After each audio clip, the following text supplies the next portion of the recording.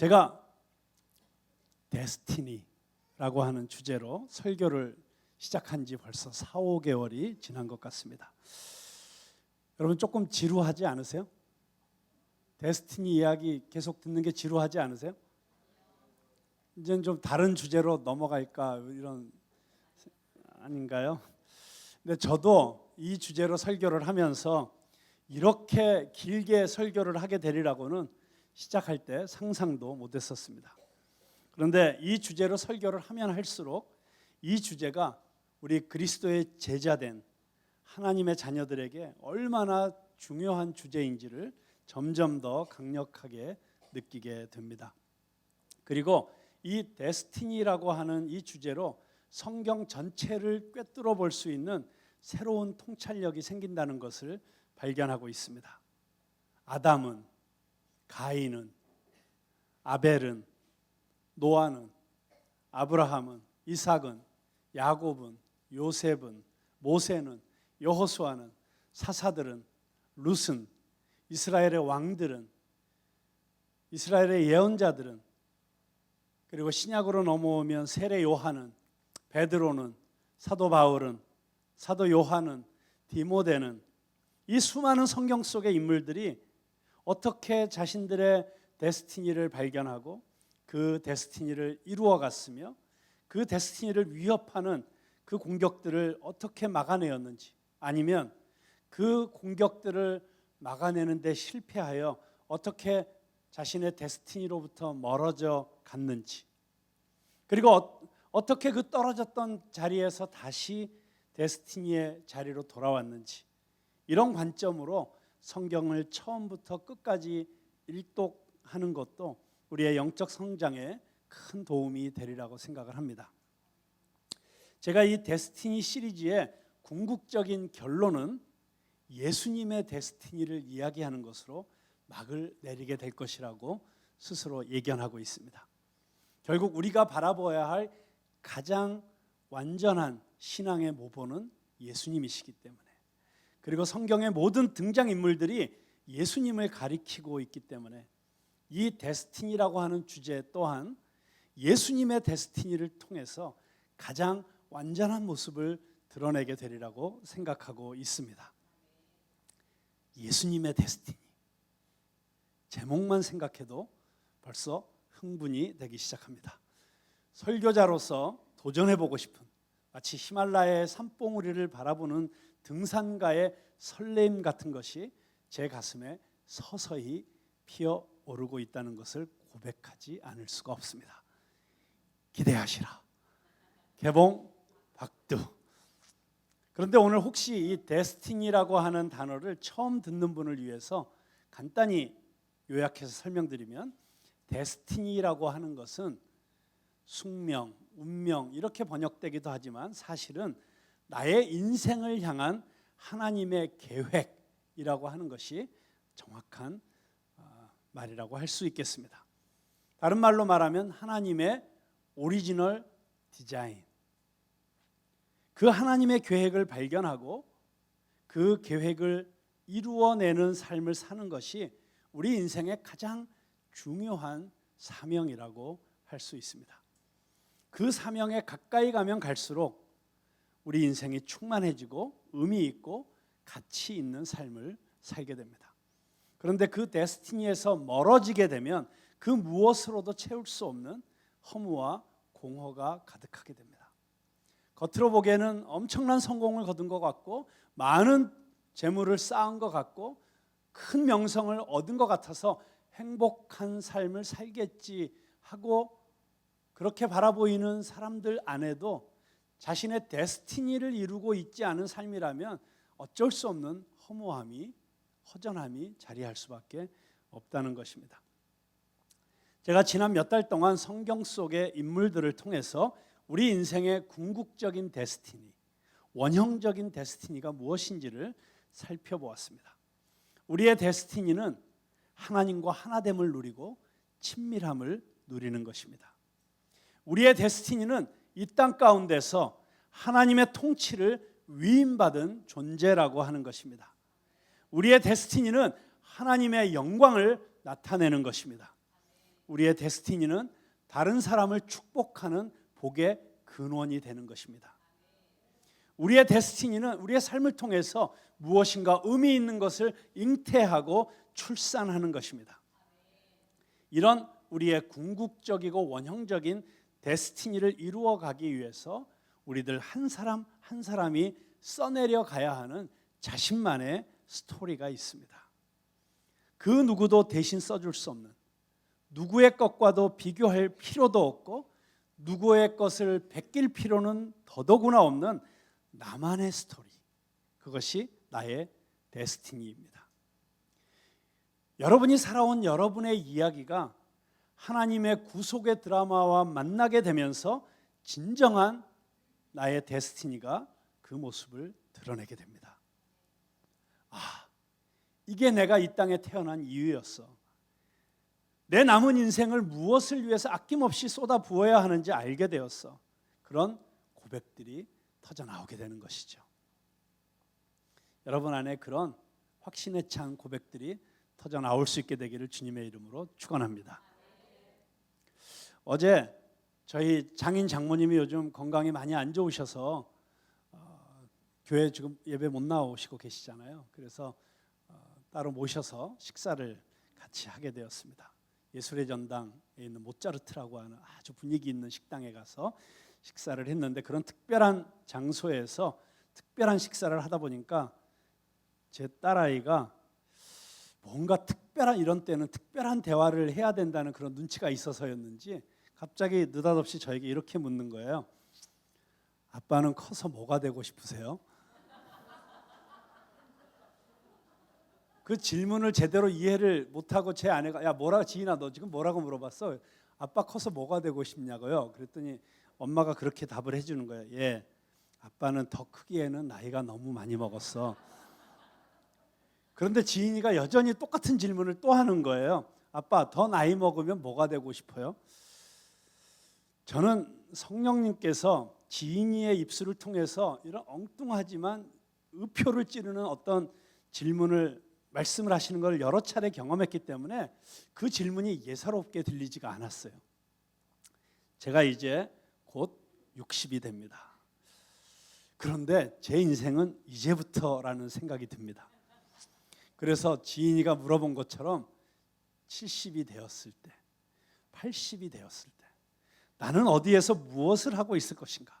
지금부터 기도하고 준비하고 있어야 된다는 생각을 지인이의 질문을 통해서 다시 하게 됩니다. 자신의 데스티니를 발견하고 그 데스티니를 이루기 위해서 새롭게 시작하기에 너무 늦은 나이는 없습니다. 늦었다고 생각되는 그때가 가장 빠른 때입니다. 지금까지 어떻게 살았는가도 중요하지만 지금부터 어떻게 살 것인가가 더 중요합니다.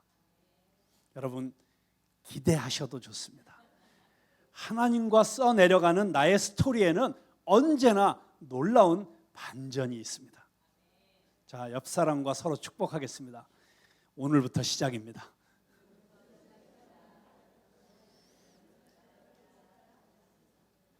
네, 오늘 설교의 제목이 데스티니 브레이커스입니다. 여러분 무슨 브레이커스 얘기 들으니까 금방 떠오르는 게 있으시죠? 한때 부모들 등골 부서뜨린다고 등골 브레이커스로 불리던 뭐 놀스페이스니 뭐니 하는 그런 옷들 있었잖아요. 뭔가를 왜곡시키고 아주 깨트려 버리는, 부모의 등골을 깨트리는 그걸 등골 브레이커스라고 했는데, 우리가 데스티니를 이루어가는 것을 방해하고 왜곡시키고 파괴하는 사탄의 도구들이 있습니다. 여러분 적을 알아야 적을 이깁니다. 사탄의 전략을 알고 있어야 대비할 수 있고 승리할 수 있습니다. 오늘은 구약 성경의 인물 가운데 가장 극적인 인생을 살았던 인물 가운데 하나인 삼손의 이야기를 하고자 합니다. 삼손은 우리에게 데스티니를 왜곡시키고 파괴할 수 있는 사탄의 전략이 무엇인지를 너무나 잘 보여주는 인물입니다. 삼손은 사사였습니다. 사사는 이스라엘의 왕이 세워지기 전까지 이스라엘 민족을 이끌던 민족의 지도자였습니다. 이스라엘이 외세의 침략으로 위기에 처할 때마다 하나님께서는 하나님의 사람들을 세우셔서 이스라엘을 구원하셨는데 이들을 사사라고 불렀고 그 사사들의 이야기가 기록되어 있는 책이 사사기입니다. 삼손은 또한 나시린이었습니다.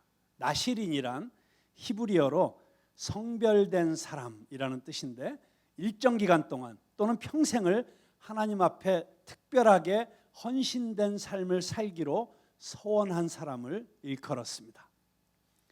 모세의 율법에 따르면 나시린 서원을 한 사람은 서원 기간 동안에 3가지를 금하게 되어 있는데 첫째는 포도주를 마시지 않고, 둘째는 머리털을 자르지 않으며, 셋째는 시체를 만지지 않는다는 것이었습니다. 삼손은 사사기에 등장하는 사사들 중에서 가장 큰 능력을 가진 사람이었습니다. 기드온이 300용사로 수십만의 적군을 물리쳤다면 삼손은 300명도 필요 없었습니다. 적군이 100명이든 1000명이든 혼자 상대했습니다. 이런 능력을 가진 사사는 성경 전체에서 삼손밖에 없었습니다. 그런데 삼손은 그 엄청난 능력에도 불구하고 적군에게 사로잡혀 죽은 유일한 사사입니다. 적군에게 사로잡혀서 광장에서 제주를 부리며 조롱거리가 된 수치를 경험한 유일한 사사입니다. 사사들은 전쟁에서 패배를 몰랐습니다. 하나님이 함께 하셨기 때문에 아무리 불리하고 불가능해 보이는 전쟁이라도 반드시 이겼습니다. 그런데 삼손은 적군에게 포로가 되었고 잡혀 죽었습니다. 그래서 삼손의 데스티니를 이야기하자면 참 혼란스럽습니다. 분명히 삼손은 큰 능력을 가진 사람이었고 하나님이 선택하신 사람이었고 이스라엘의 원수 블레셋을 여러 차례 물리친 하나님 나라의 영웅이었습니다. 그런데 적군에게 잡혀 죽은 유일한 사사입니다.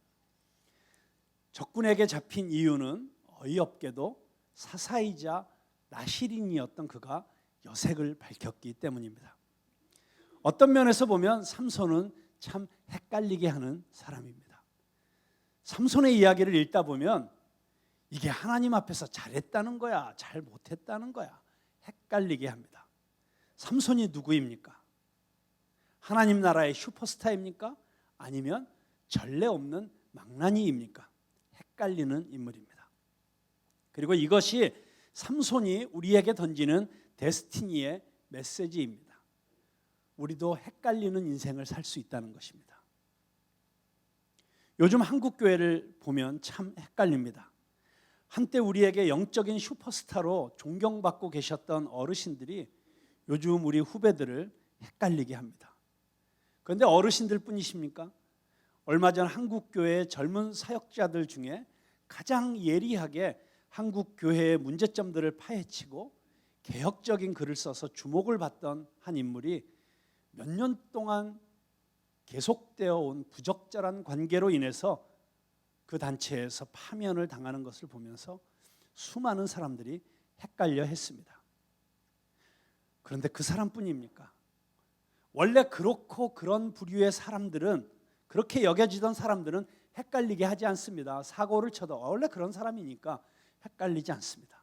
그런데 순수, 개혁, 정의의 상징처럼 여겨지는 사람들이 뒤에서는 온갖 부정과 불의와 편법을 마다하지 않고 사익을 추구하고 있었다는 사실이 우리를 헷갈리게 합니다. 그런데 저나 여러분도 마찬가지입니다. 신앙인으로서 삼손처럼 헷갈리는 인생으로 비춰질 수 있는 요소가 얼마든지 있다는 것입니다. 삼손의 인생을 한마디로 요약하면 혼합 인생입니다. 분명히 하나님을 섬기기는 하는 것 같은데 뭔가 다른 불순물들도 섞여 있습니다. 그런데 불행한 것은 이것이 삼손만의 이야기가 아니라는 것입니다. 우리 주위에서 어렵지 않게 발견됩니다. 분명히 예수 믿는 사람 같은데 저건 뭐지? 목사, 장로, 권사라고 하면서도 머리를 갸우뚱하게 만드는 경우가 얼마나 많이 있습니까? 다른 사람은 그만두고 나 자신은 어떻습니까? 하나님과 사람 앞에서 성별된, 거룩한 그리스도인다운 삶을 살고 있습니까? 아니면 세상과 적당히 섞여진, 그래서 스스로도 헷갈리고 옆에 있는 사람들에게도 헷갈림을 주는 이중적이고 위선적인 양다리 걸치기를 하고 있습니까? 삼손은 우리에게 분명한 메시지를 던지고 있습니다. 적당히 혼합된 신앙은 우리의 데스티니를 망가뜨리고 파괴하는 데스티니 브레이커스가 될 수 있다는 사실입니다. 삼손의 혼합 신앙은 목적과 동기의 혼합으로부터 시작을 합니다. 사사기 14장 1절부터 4절 말씀을 보면 삼손이 이제 짠하고 이제 역사의 무대에 등장하는 장면이 기록되어 있습니다. 그런데 역사의 무대에 등장해서 처음 기록되어 있는 말씀이 14장 1절부터 4절의 말씀인데 한번 잘 보세요. 삼손이 딥나에 내려가서 거기서 블레셋 사람의 딸들 중에서 한 여자를 보고 올라와서 자기 부모에게 말하여 이르되 내가 딥나에서 블레셋 사람의 딸들 중에서 한 여자를 보았사오니 이제 그를 맞이하여 내 아내로 삼게 하소서 하며 그의 부모가 그에게 이르되 내 형제의 딸들 중에나 내 백성 중에 어찌 여자가 없어서 내가 할례받지 아니한 블레셋 사람에게 가서 아내를 맞으려 하느냐 하니 삼손이 그의 아버지에게 이르되 내가 그 여자를 좋아하오니 나를 위하여 그 여자를 데려오소서 하니라. 그때 블레셋 사람이 이스라엘을 다스린 까닭에 삼손이 틈을 타서 블레셋 사람을 치려 함이었으나 그의 부모는 이 일이 여호와께로부터 나온 것인 줄은 알지 못하였더라. 자, 삼손이 딥나의 여인과 결혼을 하겠다고 합니다. 결혼을 하겠다고 하는 표면적인 이유는 보기에 좋았다. 그러니까 자기 눈에 예쁘게 보였다는 것이겠죠. 그런데 블레셋 여인입니다. 모세에게 주신 율법에 의하면 말도 안 되는 이야기입니다. 그런데 다른 사람도 아닌 이스라엘의 사사가 이방의 여인과 결혼을 하겠다고 합니다. 그런데 4절을 보면 삼손의 설명이 나옵니다. 진짜 그 여자가 좋아서 결혼하려는 게 아니고 틈을 타서 블레셋 사람을 치려고 하는 하나님의 계획이라고 그렇게 이야기를 합니다. 그럼 그렇지 이해가 될 것 같습니다. 삼손이 설마 이스라엘 사사가 그냥 여색에 빠져서 이방 여인과 결혼하려고 단순히 그런 이유는 아니었겠지라고 생각하고 싶은데 그런데 이상합니다. 사사기 16장을 보면 삼손이 기생집을 들락거립니다. 이건 또 뭡니까? 들릴라라는 여인과 사랑에 빠집니다. 도대체 이게 어떻게 된 겁니까? 헷갈립니다. 딥나의 여인과 결혼하겠다고 하는 삼손의 진의가 정말 하나님의 백성을 위해서 블레셋 사람을 치기 위한 게 진짜 목적이었는지 아니면 원래가 그렇게 여색을 밝히는 그런 본성이 있었기 때문인지 의심하게 만드는 사건이 한둘이 아닙니다. 분명히 하나님께로부터 나온 계획인 것 같기는 한데 또 한편으로는 자기가 좋아서 하는 것 같기도 합니다. 좀 찝찝하죠. 삼손의 진짜 목적이 무엇이었는지 하여간 좀 헷갈립니다.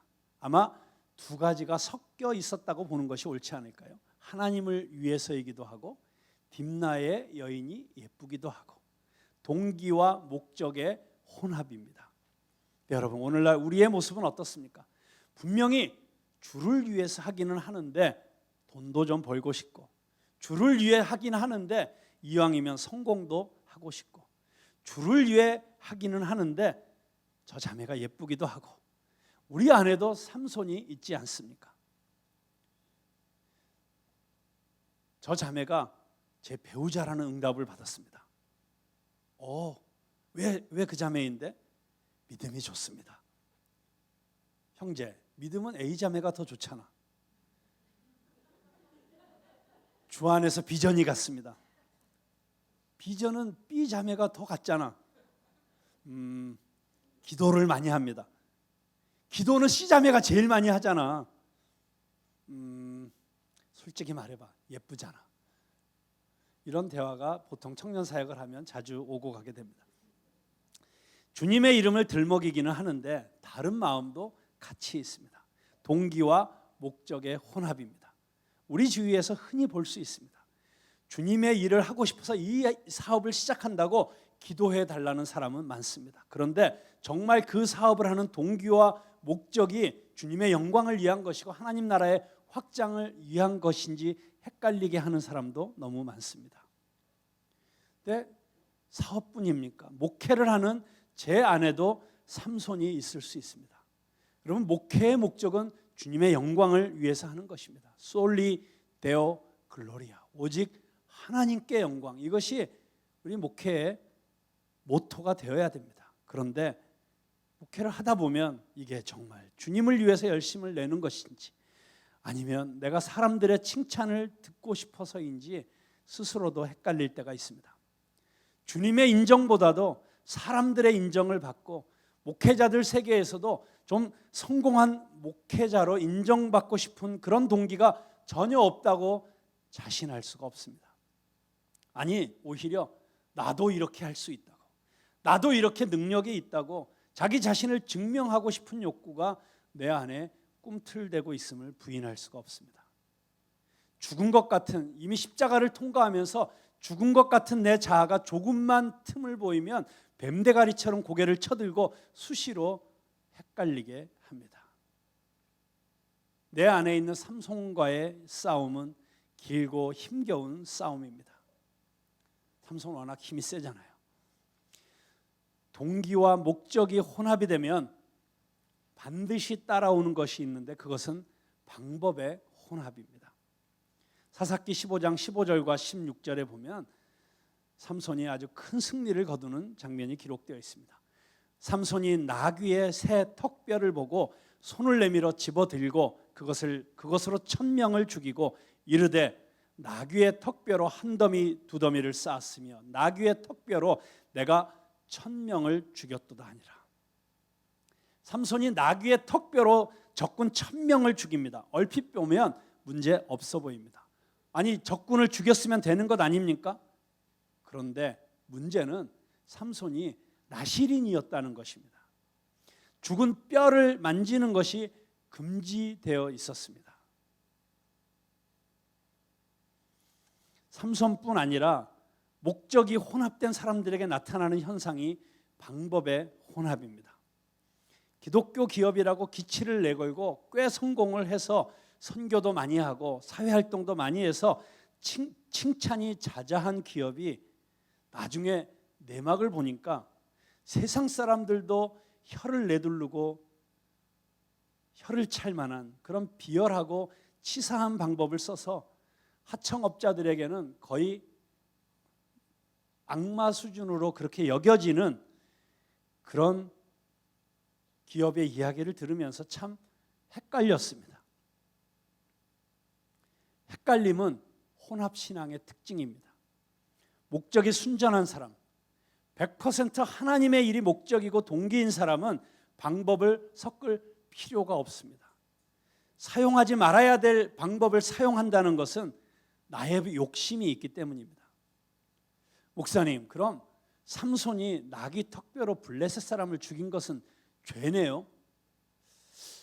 글쎄, 죄라고까지 말하기는 못하고 그럼 잘한 거네요? 근데 잘한 거라고 말하기도 뭐하고 이것이 혼합신앙의 특징입니다. 죄입니까? 글쎄요, 죄라고까지 하기는 뭐하고 그러면 잘한 겁니까? 글쎄요, 잘했다고 하기에도 좀. 혹시 이것이 우리의 모습은 아닌지 모르겠습니다. 문제는 이렇게 동기와 목적이 성별되지 못하고 방법이 거룩하게 구별되지 못하여 세상적이고 육신적인 것들이 섞여 있게 되면 필연적으로 세 번째 혼합이 기다리게 되는데 그것이 결과의 혼합이라는 것입니다. 목적과 방법이 혼합된 사람은 그 인생의 결과 역시 혼합의 열매를 거두게 됩니다. 사사기 16장 28절에서 30절 말씀 한번 같이 읽어보겠습니다. 시작. 삼손이 여호와께 부르짖어 이르되 주 여호와여 구하옵나니 나를 생각하옵소서. 하나님이여 구하옵나니 이번만 나를 강하게 하사 나의 두 눈을 뺀 블레셋 사람에게 원수를 단번에 갖게 하옵소서 하고 삼손이 집을 버틴 두 기둥 가운데 하나는 왼손으로 하나는 오른손으로 껴 의지하고 삼손이 이르되 블레셋 사람과 함께 죽기를 원하노라 하고 힘을 다하여 몸을 굽히매 그 집이 곧 무너져 그 안에 있는 모든 방백들과 온 백성에게 덮이니 삼손이 죽을 때에 죽인 자가 살았을 때에 죽인 자보다 더욱 많았더라. 자, 결국 삼손은 블레셋 사람들과 함께 죽었습니다. 삼손 인생의 결론은 적군의 조롱거리가 되고 치욕을 당한 것과 엄청난 적군을 한꺼번에 죽인 것이 공존하고 있습니다. 다른 어떤 사사도 적군의 포로가 되거나 이렇게 조롱당한 사람은 없습니다. 그런데 또 어떤 사람도 한 사람이 이렇게 많은 적군을 무찌른 예도 없습니다. 그런데 그 일로 적군뿐 아니라 자신도 죽습니다. 여러분, 이것이 승리라고 말해야 됩니까? 비극이라고 말해야 됩니까? 끝까지 헷갈립니다. 여러분, 인생의 마지막에 당신은 어떤 열매를 거두기 원하십니까? 그것은 당신이 지금 어떤 씨앗을 심느냐에 달려 있습니다. 혼합된 목적의 씨앗을 심는 사람은 혼합된 방법의 나무를 통해서 혼합된 결과의 열매를 거두게 될 것입니다. 이렇게 혼합되고 헷갈리는 데스티니가 아닌, 어쩌면 삼손은 그렇게 비참한 꼴을 당하지 않고 정말 끝까지 죽을 때까지도 영광스럽게 하나님의 이름을 높여드리고 위대한 승리를 거두는 그런 진정한 사사요 용사로 기록될 수도 있었는데, 그의 이런 비참한 모습들이 기록되어질 수밖에 없었던 것은 그의 혼합된 동기와 혼합된 방법과 그것을 통해서 얻게 된 혼합된 열매 때문이었습니다. 이렇게 혼합되고 헷갈리는 데스티니가 아닌 순전한 데스티니, 오직 하나님께 영광을 올려드릴 수 있는 그런 데스티니를 이루기 위해서 우리가 반드시 힘쓰고 노력해야 될 싸움이 있습니다. 첫째는 우리의 동기의 순수성을 지키기 위해서 싸워야 합니다. 가장 중요한 것은 동기입니다. 내가 이 일을 왜 하는가? 내가 왜 교회에서 봉사하는가? 내가 왜 이 사역을 하기를 원하는가?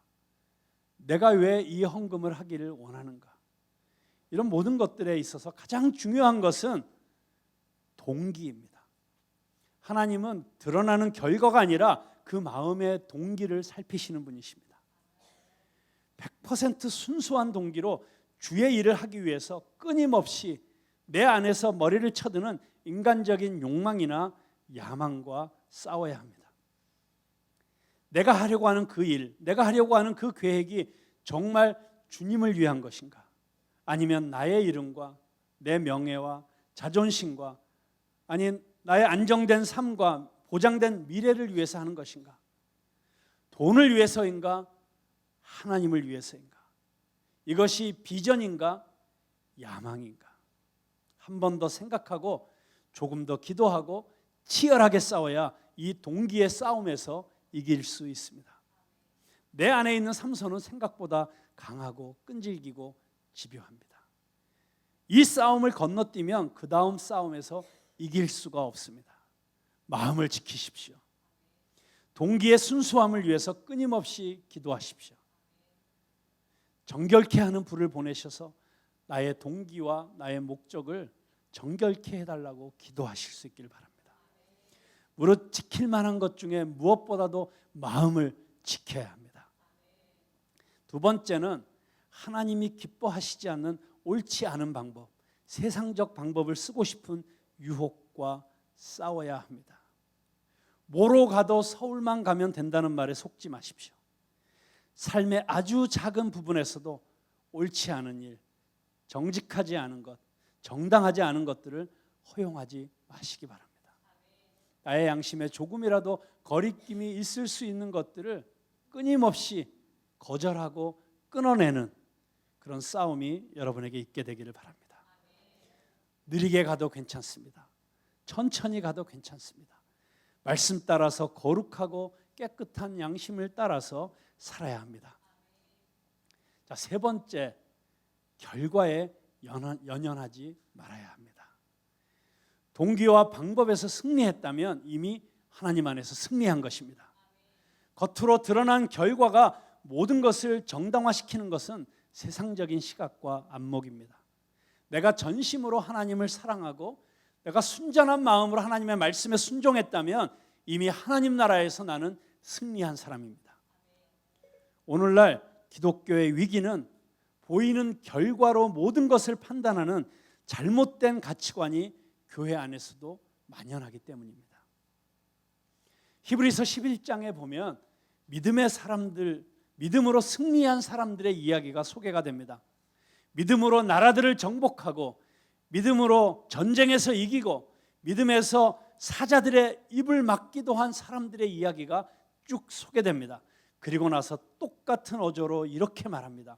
믿음으로 어떤 이들은 조롱과 채찍질뿐만 아니라 결박과 옥에 갇히는 시련도 받았으며 돌로 치는 것과 톱으로 켜는 것과 시험과 칼로 죽임을 당하고 궁핍과 환난과 학대를 받았으니 이런 사람들은 세상이 감당하지 못하였느니라.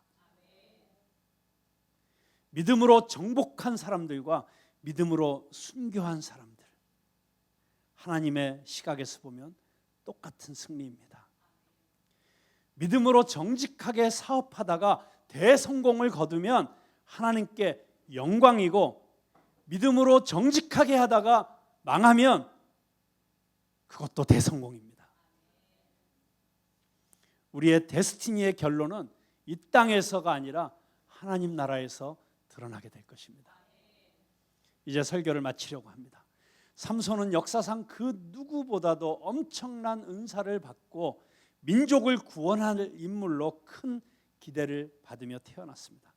그러나 그의 인생은 그가 갖고 있었던 그 엄청난 은사와 재능과 잠재력을 가지고 적당히 대충, 그러면서도 여자 꽁문이나 쫓아다니고 힘자랑이나 하는 시시한 일에 낭비하다가 그만 밑바닥까지 떨어지고 맙니다.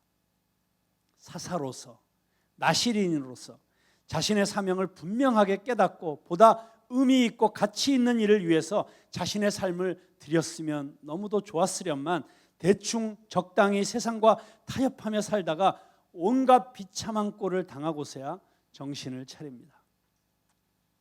이 자리에 계시는 여러분 한 분 한 분은 하나님께서 주신 놀라운 은사와 재능과 가능성을 가지고 하나님의 크신 기대 속에 살아가시고 계시는 분들이십니다.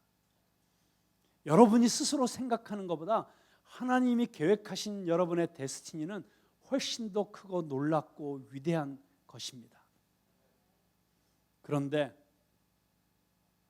그냥 이 세상에 바람처럼 스치고 지나가는, 아침에 피었다가 지는 꽃처럼 그렇게 속절없이 쓰러져갈 이 세상의 헛된 명예와 이 세상의 인기와 이 물질과 쾌락에 내 인생을 낭비하고 살면 얼마나 안타까운 일이겠습니까? 가장 의미 있고 가치 있는 일을 위해서 지금부터라도 인생을 낭비하지 말고 시간을 아껴서 마침내 나의 데스티니를 이루어내는, 그래서 하나님께 큰 영광을 올려드리는 여러분들의 삶이 되시기를 주님의 이름으로 축원합니다. 기도하겠습니다.